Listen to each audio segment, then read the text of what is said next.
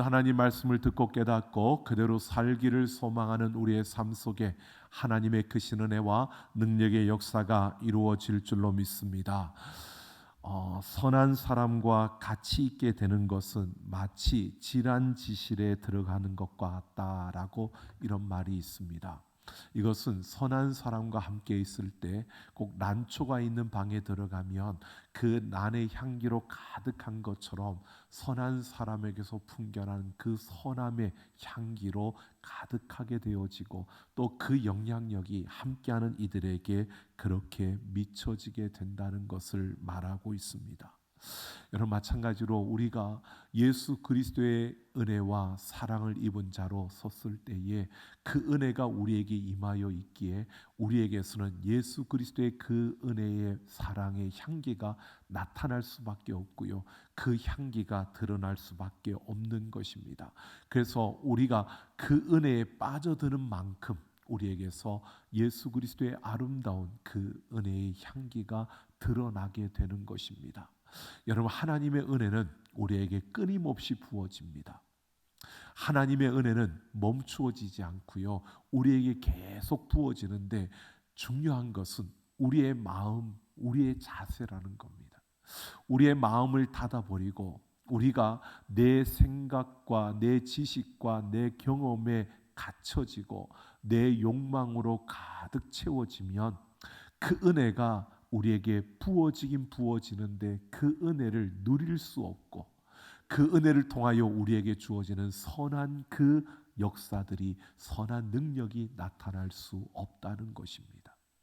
우리가 똑같이 하나님의 은혜를 입고 살아가는데 그 은혜가 나를 통하여 선한 능력이 되고 선한 역사가 되어지려면 오늘 우리의 마음이 비워져야 되고 또 우리의 삶이 그만큼 그 은혜를 받아들일 수 있고 그 은혜를 우리가 품을 수 있는 그러한 우리의 모습이 되어져야 하는 것입니다. 여러분, 나는 그래도 예배를 드리러 나오고 있고 나는 그래도 순간마다 하나님의 이름을 부르며 살아가고 있으니까 그 은혜가 나에게 부어지고 또 그 은혜가 나를 통해서 선한 능력으로 선한 그 열매로 맺어지고 있고 또 나타나고 있다라고 우리가 생각하지만 여러분, 한번 우리 자신을 돌아봐야 합니다. 정말 그 하나님의 은혜가 내 안에서 은혜로 살아나고 또 그 은혜로 인하여 내가 선한 그 능력과 그 역사를 우리의 삶에서 이루어가고 있는지 우리 자신을 우리는 돌아봐야 할 것입니다. 왜냐하면 나는 마음을 열었다고 말하는데 마음이 세상의 것으로, 욕망으로, 세상의 지식으로, 내 경험으로 꽉 차 있는 사람들이 있습니다. 그래서 그 은혜가 우리의 마음에 부어질 수가 없는 그런 삶이 있기 때문입니다. 오늘 우리가 계속해서 다윗과 그 압살롬의 이야기를 이어가고 있습니다. 아들 압살롬이 반역을 일으켜서 다윗이 피난길에 올랐습니다. 이 피난길에서 지금 이제 다윗이 가는 그 걸음 속에 부어지는 하나님의 그 은혜, 그리고 그것을 통해서 나타나는 하나님의 선한 능력을 볼 수가 있고요. 뿐만 아니라 한편으로 그 압살롬의 편에서 그 뛰어난 지략으로 나타나고 있는 그 아이도벨의 모습을 우리는 계속 볼 수 있는데요. 오늘 다윗과 이 아이도벨의 모습을 통해서요, 하나님의 은혜가 부어지는데 그 은혜를 누리며 선한 능력으로 나타내는 이와 그렇지 못한 이의 그 차이가 무엇인지 오늘 그들을 통해서 함께 생각해 보면서 우리의 삶에서 선한 역사를 경험하며 선한 열매를 맺어가는 그런 삶이 되려면 우리가 어떻게 해야 될 것인가를 함께 생각해 보려고 합니다. 여러분, 가장 뛰어나다고 모두가 인정할 수밖에 없었던 아히도벨의 지략, 그는 참으로 탁월한 지혜자였습니다. 그런 그가 압살롬에게 제안했던 첫 번째 그 전략을 통해서 여러분 그 소정의 목적을 이루었습니다. 다윗에게는 참으로 극심한 모욕감을 안겨주었고요. 그리고 이스라엘 백성들에게는 이제 다윗에게 있었던 그 통치권이 그 압살롬에게로 이양되어졌다는 확실한 그러한 모습을 그들에게 보여주었습니다. 여러분, 이렇게 아히도벨의 전략을 통해서 이 압살롬이 이제 예루살렘에서 자신의 입지를 굳히는 이러한 모습을 갖추었습니다. 그리고 오늘 1절을 보면 이제 이 아히도벨이 두 번째의 전략을 압살롬에게 말하고 있습니다. 아히도벨 자신이 12,000명의 군사를 이끌고 지금 나아가서 다윗을 기습해서 그들 가운데 다른 이들은 놔두고 다윗을 정확하게 제거하고 그리고 나머지 사람들을 압살롬에게 왕에게로 돌이키게 하겠다라고 이렇게 제안을 합니다. 지금 다윗이 피난길에 있으니까 많은 군사들을 이끌고, 여러분 전략적으로 숫자가 많으면 그 당시에는 전쟁에 이길 수 있는 확률이 높았던 그런 시대입니다. 그러니까 많은 수 12,000명이라는 이 숫자를 데리고 자신이 가겠다는 겁니다. 그리고 전략적으로 모두가 아니라 그 중에 다윗만 제거하고 나머지 그 길에 함께했던 이들이라도 그들을 왕에게로 돌이키게 하겠다. 그들을 왕의 편이 될 수 있도록 그렇게 만들겠다고 아히도벨이 이 전략을 내놓았습니다. 이 전략을 듣고요, 4절을 보면 압살롬과 이스라엘 장로들은 모두 좋게 옳게 여겼다라고 이렇게 말하고 있습니다. 그러니까 이 아히도벨의 두 번째 내놓은 전략도 참으로 좋은 그러한 전략, 탁월한 전략이었습니다. 허겁지겁 도망가고 있는 다윗, 그가 함께 세를 규합했지만 그 인원은 그렇게 많지 않았습니다. 그러니까 12,000명의 군사들을 이끌고 가서 그 다윗을 기습하면 충분히 다윗을 제압할 수 있고, 또 그 다윗만 제거하고 나면 나머지 사람들은 그 압살롬 왕에게로 그 마음을 바꾸는 것은 그렇게 어렵지 않은 그러한 일이었고, 그렇다면 이 입지를 견고하게 세운 압살롬으로서 이제는 그렇게 함으로 더 확고하게 자신 왕으로서의 그 지위를 그가 누릴 수 있는 그러한 모습이었습니다.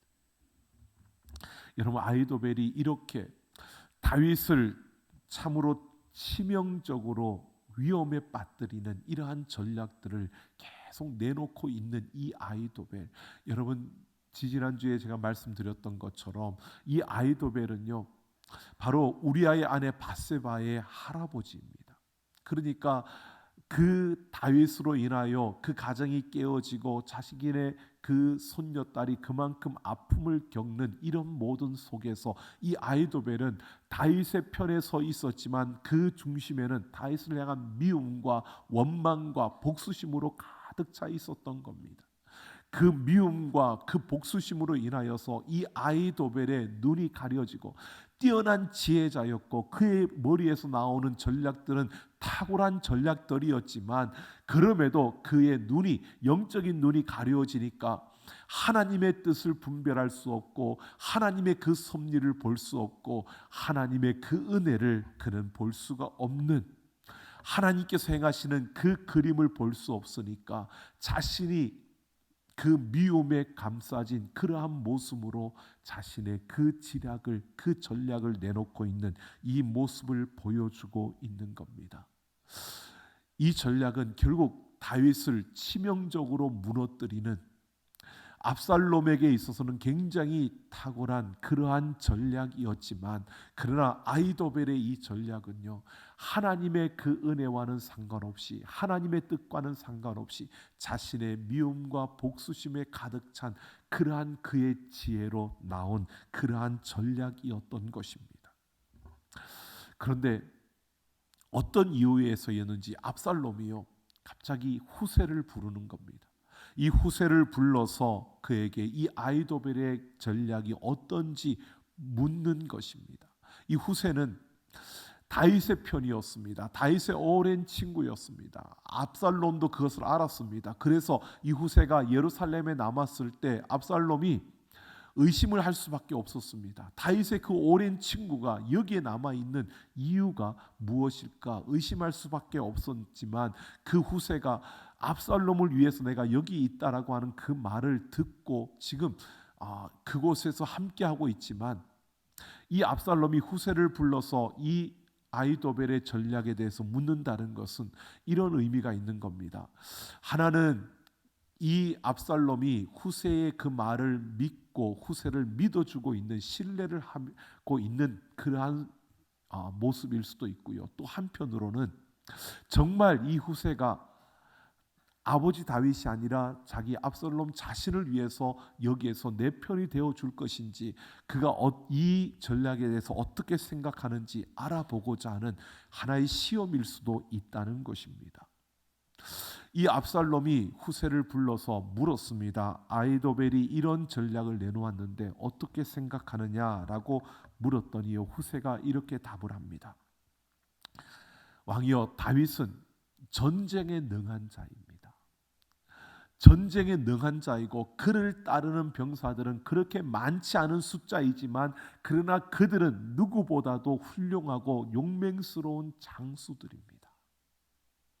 게다가 지금 다윗은 여기에서 피난길에 오른 그 다윗은 새끼를 빼앗긴 곰처럼 격분되어져 있는 이런 상태에 있는 그런 모습인데, 그런 이들에게 섣불리 달려들었다가 우리가 그들에게 조금이라도 밀리고 또 그 군사들이 그들에게서 죽임을 당하는 그 모습들을 보면 결국 군인들이 모두가 용기를 잃어버리게 될 것이고, 그리고 그들의 마음이 흐트러지게 될 것이고, 그러다 보면 결국 백성들이 낙심하게 되고 판세가 뒤집혀질 수 있는 이런 상황이 벌어질 수 있다라고 후세가 말을 하고 있습니다.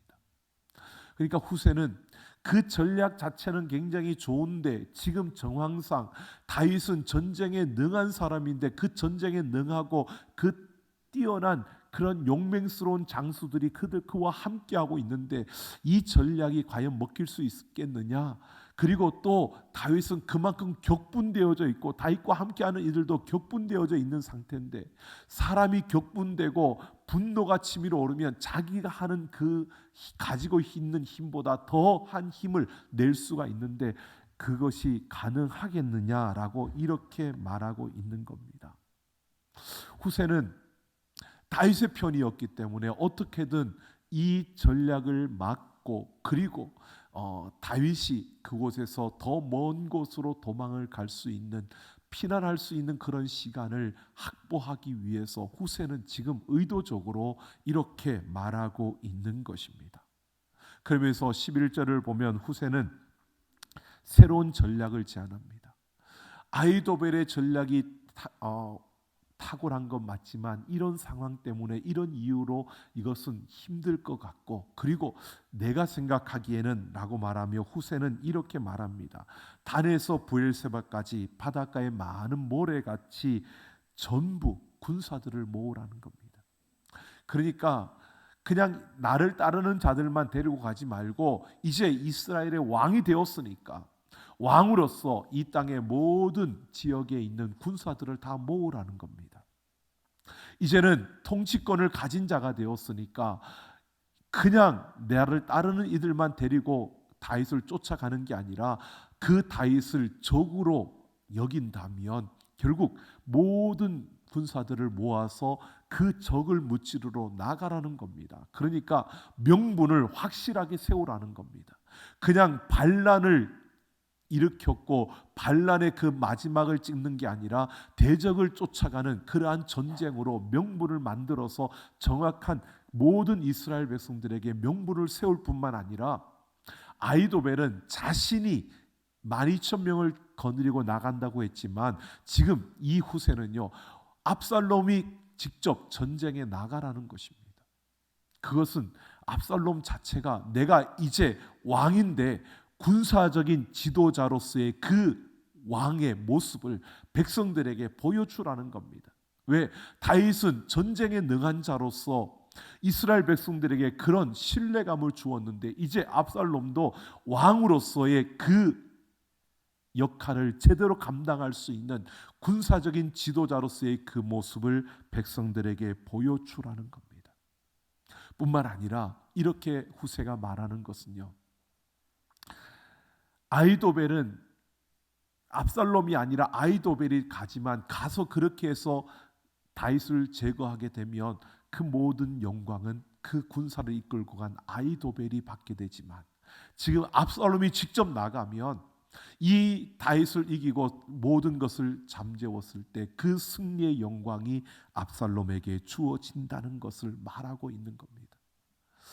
여러분, 이것은 후세가 지금 압살롬의 그 욕망을 자극하고 있는 겁니다. 내가 왕으로서 명분과 내 자신을 드러낼 뿐만 아니라 내가 그들 가운데 모든 영광을 받아야 된다는 것을 후세가 이렇게 전략으로 말하고 있는 겁니다. 그러니까 압살롬의 그 과시욕과 그 안에 있는 허영심을 자극하고 있는 겁니다. 그러니까 후세는 이 압살롬이 어떤 사람인 줄을 알고 있었던 겁니다. 후세가 분명히 압살롬이 이런 욕망으로 가득 차 있고 자기가 왕이 되고자 이렇게 반란을 일으킬 정도로 자신의 욕망에 묶여서 가고 있는 그러한 존재라는 것을 알았기 때문에 누구보다도 높임을 받고 싶고 누구보다도 높아지고 싶은 이러한 압살롬을 알기 때문에 이렇게 욕망을 자극하며 이 전략을 내놓는 것입니다. 그랬더니요, 여러분, 이 압살롬이 귀를 기울입니다. 그런데 보십시오, 후세가 여기까지 그래도 들을 만한데 그 다음부터 이렇게 말합니다. 그 군사들을 이끌고 왕이 가셔서 다윗이 올 만한 곳에 가서 숨어 있으라는 겁니다. 그래서 그가 오면 이슬이 땅에 내림같이 확 그들을 덮어서 전멸시키라는 겁니다. 여러분, 물론 숫자로 가능할 수 있을 겁니다. 좀 그러나 전쟁에 능한 다윗과 그 훌륭한 용맹스러운 그 장수들을 이렇게 기습적으로 숨어 있다가 매복했다가 덮쳐서 그들을 완전히 전멸시킨다. 여러분, 이거는 이론적으로는 가능한데 쉬운 그러한 작전이 아니라는 겁니다. 그런데 여러분, 이뿐만이 아닙니다. 후세가 그 다음에 13절을 보면요, 더 황당한 이야기를 합니다. 뭐라고 하느냐면, 만약에 다윗이 어느 성에 숨어 있으면 이스라엘이 밧줄을 가져다 그 성을 묶어서 그 성을 강으로 끌고 가서 빠뜨려서 그 성에 돌멩이 하나도 안 남기게 하라는 겁니다. 여러분, 전략이 아니라 무슨 황당한 이야기를 하고 있는 겁니다. 다윗이 숨은 성을 밧줄로 묶어가지고 끌고 강으로 가서 그냥 빠뜨리라는 겁니다. 이거는 어떻게 보면 말장난처럼 보여지는 겁니다. 후세는 지금 이렇게 말도 안 되는, 들어도 우리가 일반적으로 들어도 좀 이상한 말장난 같은 그런 황당한 이야기를 하고 있는데요. 놀라운 건 오늘 14절을 보십시오. 압살롬과 이스라엘 사람들이 후세의 계략이 아히도벨의 계략보다 낮게 여겼다는 겁니다. 그러니까 아히도벨보다 후세의 계략을 더 높였다는 겁니다. 그게 더 좋다고 생각했다는 겁니다. 왕도 백성들도요. 그런데 어떻게 그렇게 될 수 있을까? 말씀하죠. 하나님께서 압살롬에게 화를 내리시려고 그 아히도벨의 좋은 계략을 물리치게 하셨다는 겁니다. 여러분, 오늘 우리 분명히 보게 됩니다. 여러분, 하나님께서 이렇게 하셨습니다. 왜 하나님 그렇게 하셨을까요? 보십시오. 사무엘하 15장 31절을 보면요, 아히도벨이 압살롬 편에 섰다는 이야기를 듣고 다윗이요 피난길에 오르는 그 앞에서 하나님 앞에 이렇게 기도합니다.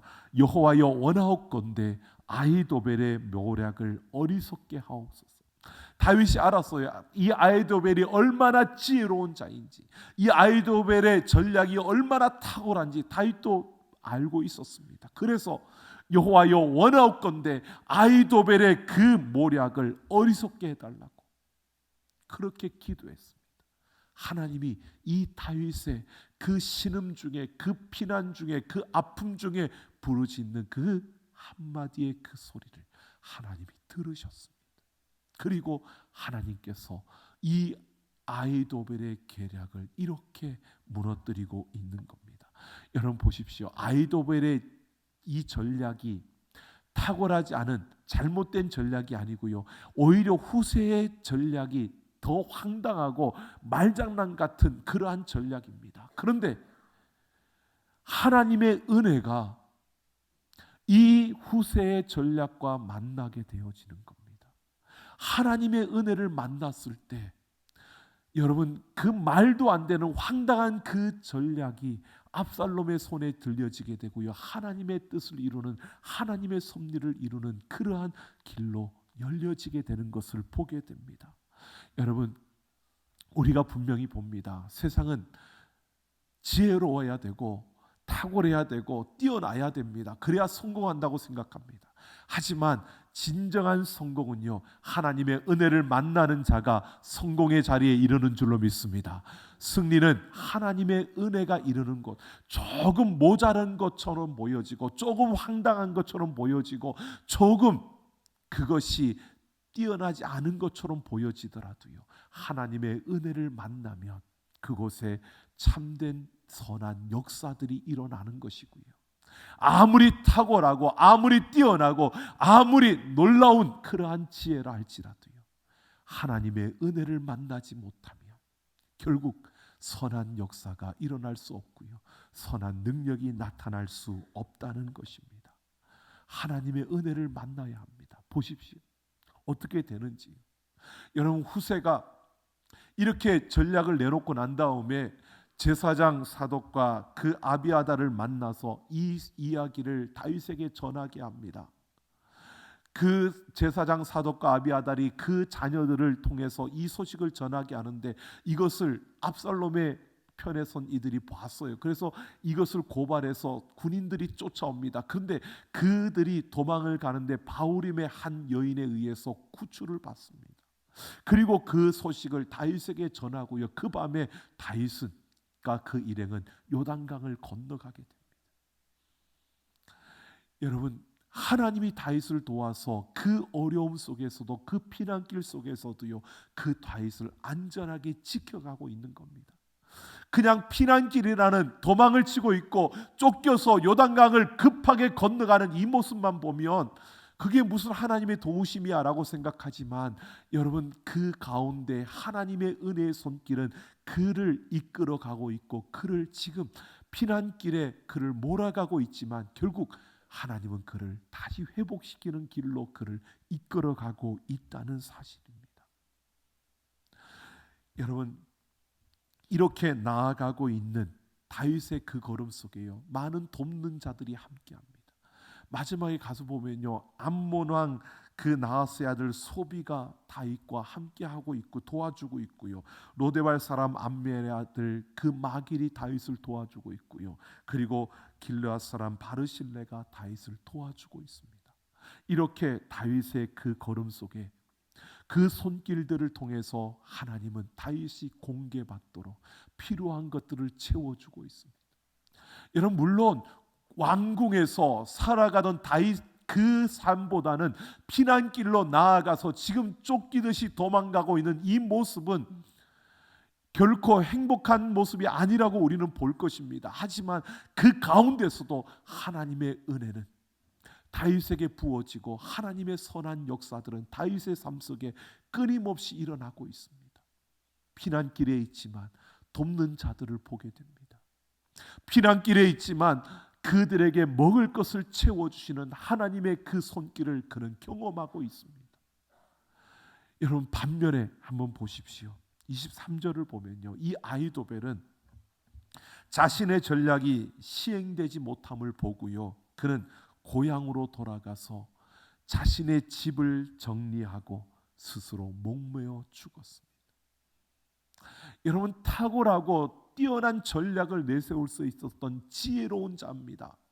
그런데 그가 자신의 그 전략이 시행되지 않음을 보고요, 그는 좌절하고 절망하고 그리고 집으로 돌아가서 정리하고 그가 스스로 목매어 죽었다는 것입니다. 여러분, 아무리 지혜롭고 아무리 탁월한 전략을 내세우고 아무리 뛰어난 능력을 가진 자라도요, 하나님의 은혜를 만나지 못하면 결국 그에게선 선한 역사, 선한 능력을 맛볼 수가 없다는 것을 분명히 보여주고 있습니다. 여러분, 오늘 우리는 보아야 합니다. 조금 힘들더라도요, 조금 우리의 인생의 걸음이 어려움이 찾아오고 또 힘겹더라도요, 여러분, 그 가운데 하나님의 은혜를 만나면 우리의 삶에 선한 역사가 일어나고 선한 능력이 나타날 줄로 믿습니다. 그래서 우리에게는 그 은혜가 필요한 것입니다. 우리의 힘으로, 우리의 지혜로, 우리의 경험으로 뭔가를 하려고 하지 마시고요, 조금 부족하더라도 하나님의 은혜를 구하고 우리가 아픔 속에서, 그 힘겨움 속에서 신음하는 그 소리를 외면하지 않고 들으시는 그 하나님의 은혜를 구하며 그 은혜를 만날 때 우리의 삶에 놀라운 그 선한 역사들이, 선한 능력의 열매들이 맺어지게 되는 것입니다.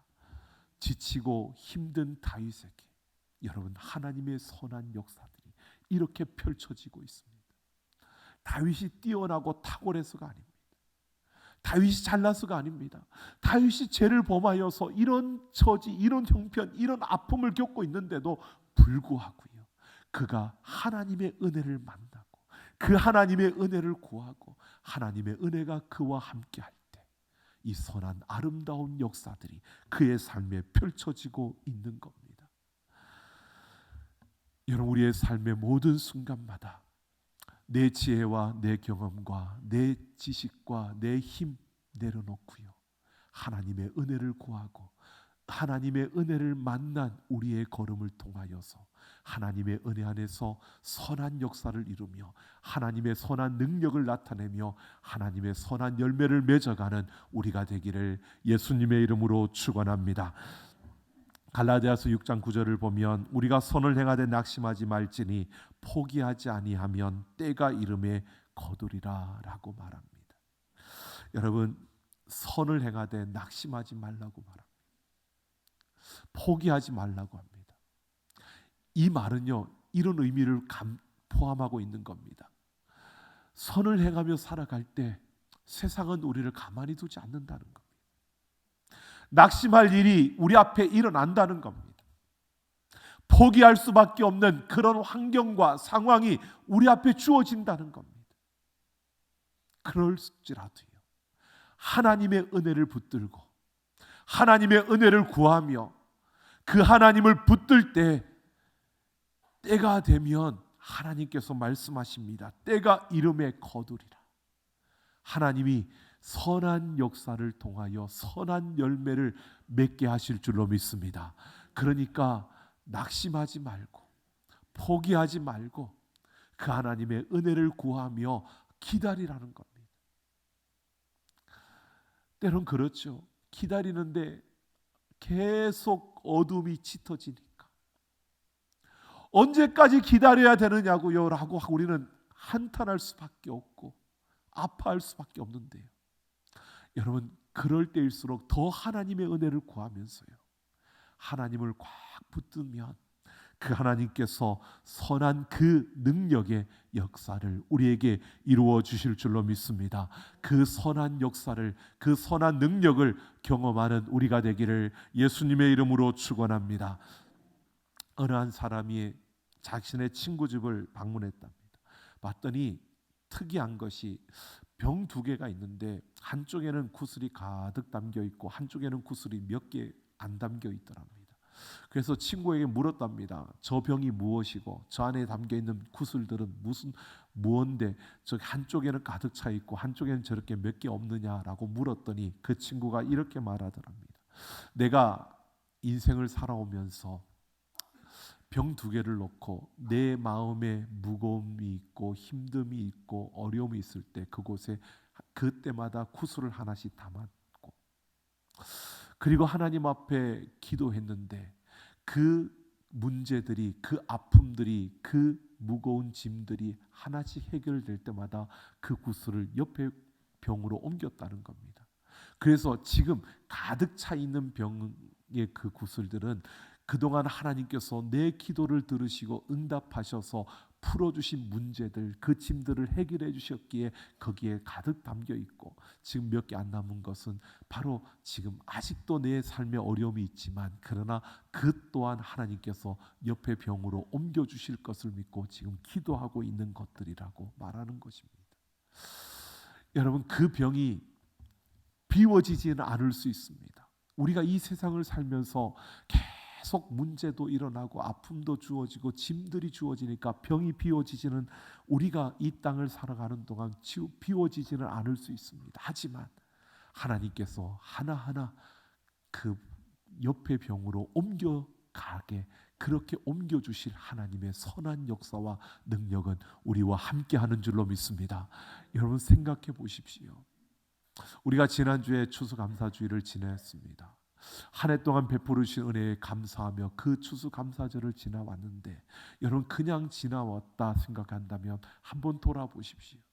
올 한 해를 돌아보시고요, 여러분 우리의 삶에 가까이 우리의 삶의 모습들을 한번 돌아보십시오. 하나님께서 우리에게 베풀어 주신 놀라운 그 은혜와 능력들, 선한 역사들, 선한 능력의 열매들이 얼마나 많이 맺어 있는지요.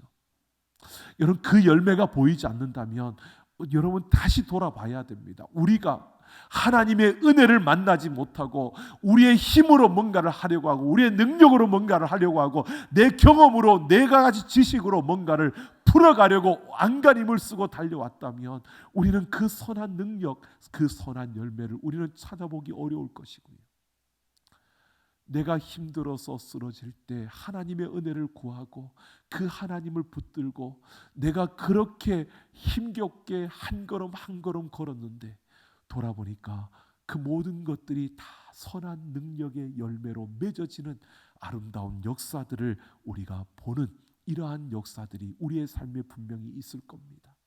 여러분, 돌아보십시오. 그리고 그 하나님의 은혜와 만나는, 그 하나님의 은혜의 바다에 빠져드는, 그래서 그 은혜에 깊숙이 들어가서 그 은혜로 말미암아 주어지는 선한 역사, 선한 능력의 열매를 우리의 삶에 가득 채우고 기쁨으로 그 하나님 앞에, 감사함으로 그 하나님 앞에 서는 우리 모두가 되기를 예수님의 이름으로 축원합니다. 우리의 삶의 최종 결정자는 하나님이십니다. 우리의 삶의 모든 주권은 하나님께 있습니다. 여러분, 세상이 아무리 우리를 힘겹게 하고 우리를 어렵게 하고 우리를 무겁게 할지라도 우리는 하나님 손에 있습니다. 하나님의 그 은혜와 만나면 우리에게는 선한 역사가 일어나고요, 선한 능력이 나타나고요, 선한 열매로 가득 채워질 것입니다. 바로 우리 모두가 그 삶의 주인공들이 되기를 예수님의 이름으로 축원합니다.